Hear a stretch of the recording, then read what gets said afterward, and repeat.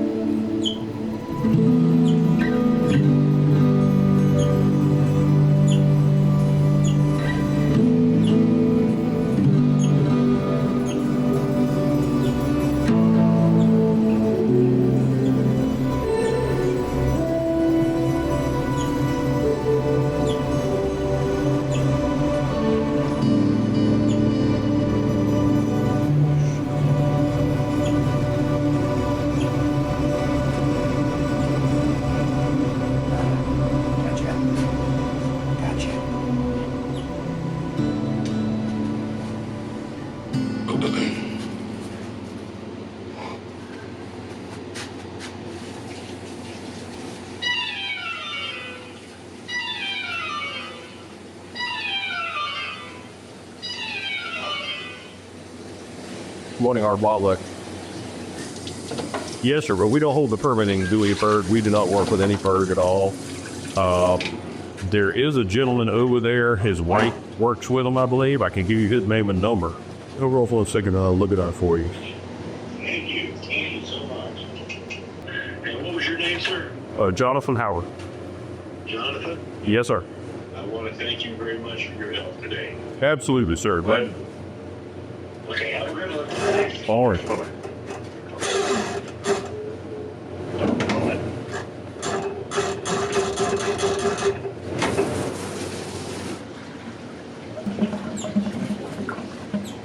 Poof, you're instantly dry. It's amazing. It's amazing.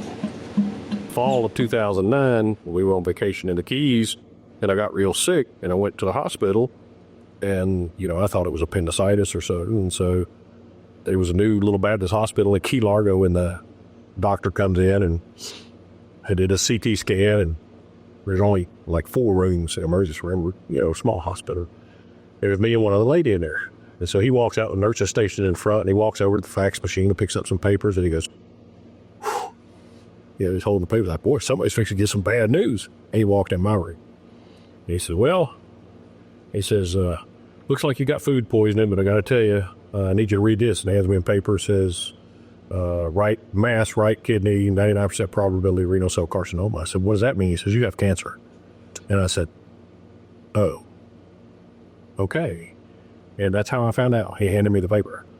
So I called a buddy of mine, Don Mustard, who eventually is the one who helped me start this. I said, hey, this is what happened. He calls me back about 30 minutes later.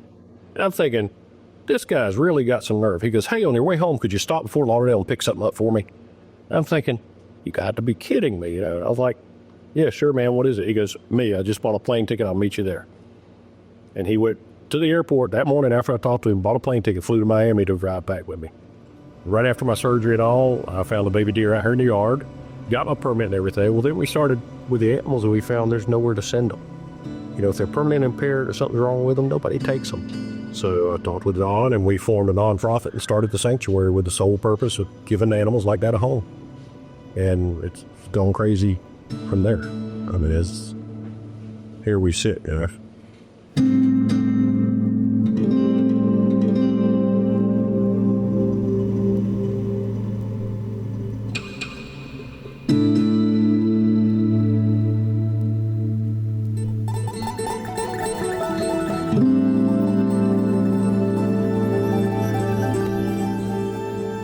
Didn't redo my rehab license. It's making me old and bald and fat. Well, I can't blame it on that, but you know, we renewed our sanctuary license so we can still operate all of that. For how much longer, I don't know with the way the rules are going. Depends on what they change next. A rehabber had a raccoon, they wanted to keep it, so he took it to a vet and had a leg amputated so that he could keep it because it was an amputee. I said, well, that rehabilitator should no longer be, and that vet should be fined or lose his license. You don't maim an animal because you want to keep it. You know, and it's just, I don't understand where that mentality comes from. But because that person did it, now everybody suffers. You know, there's always a percentage of the people that don't do it right. But don't hurt the people that do it right.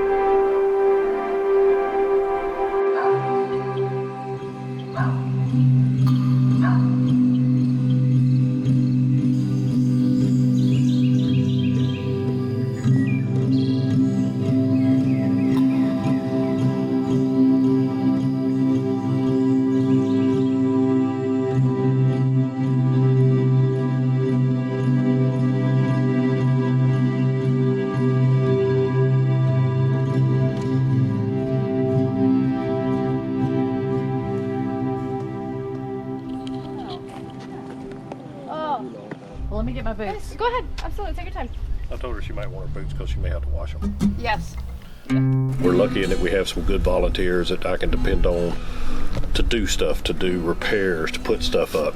You can get 3 of those buckets. It's 6 eggs each.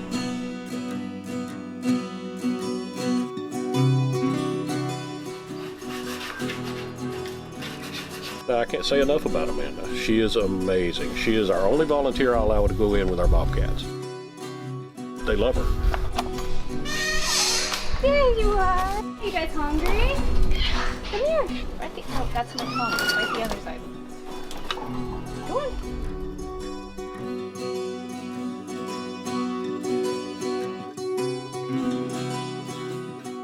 Hey, bud, it's okay. I'll lock it up behind you so you can... It's okay.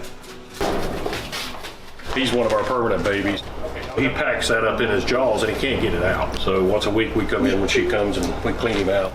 We had a baby and she wanted to name it, so we said, okay, and she was a German fanatic. So she named her Fraulein. Well, when Fraulein had a baby, we had to name it Klaus. Hey, good boy. Good boy. All right, now to clean up.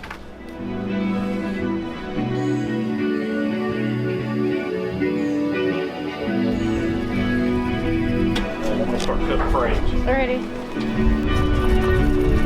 Fortunately, because we are so far out from everything, it's an hour drive to everywhere. We always keep extra saw blades and extra stuff we gotta have, consumables.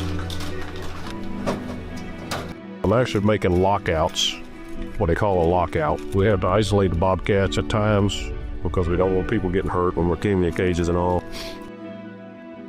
And as a side note, if you're ever out with somebody, an old guy, and they pull out a pocket knife and start cutting up an apple or something and giving you advice, listen to it, it's good advice.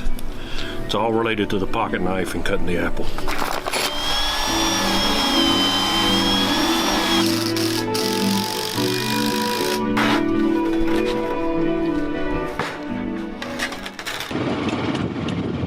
As far as how I ended up here in Hilliard, I grew up here.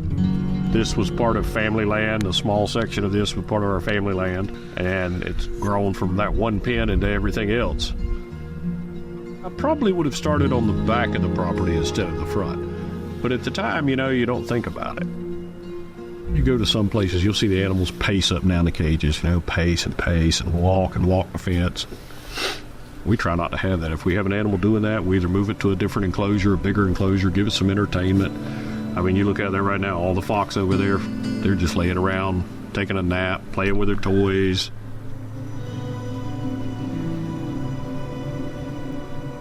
I mean, you got to have stimulation and got to keep them happy. They're just like kids. I had a rehabber call me, and she says, "Hey, I'm talking to Joel Santora with National Geographic, and he wanted pictures of Bonkers, our big buck. So he may come over this week, Friday, and shoot pictures of him." I was very flattered last year. I was invited to be a guest speaker and teach 2 courses at the Wildlife Convention in Orlando. With the new rules, you have to have ongoing education as a rehabilitator. And I was recently asked to be an educator on the FWRA. If you're a rehabber and you're doing something wrong and I know how to do it right, I shouldn't tell people not to go to you. I shouldn't call FWC and say, "Hey, these people are idiot." If they're collecting endangered species and hiding them in their basement or something, that's a different ballgame. But if they're doing something wrong, teach them. You know, teach them. I grew up where the golden rule was, as an air traffic controller, you don't turn into another controller. You know, you just don't do that. If you help them learn, it's going to help the animals. The animals that you hear people complain about are squirrels. They can get into and out of anything. Well, they're a part of the ecosystem too. You have prey animals that eat them to stay alive. Those animals feed other animals. You know, when they say if the honeybees are gone, we're all gone.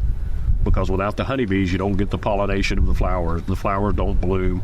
The trees don't blossom. The animals don't thrive, you know. Everything has its spot. You know, it's like a big wheel with teeth on it. If one of those teeth are missing, the wheel will keep going, but it's not going to run as smooth. It's going to jerk and all, and eventually another tooth will break off. So we try and keep that in balance. Well, what we do, we're putting them back. And that's what we do. That's the purpose of us. And now as a sanctuary emotionally, we will be taking those animals that can't go back, that have no place to go and no home, that no one will take, and they'll come here and live. And we'll do the best we can by them to give them the best environment they can have. I've learned so much doing this, it's been crazy. And it gives you a new respect for the value of life. Where did we go wrong as society at that point? What happened to make a human being that should value life not? I can't comprehend.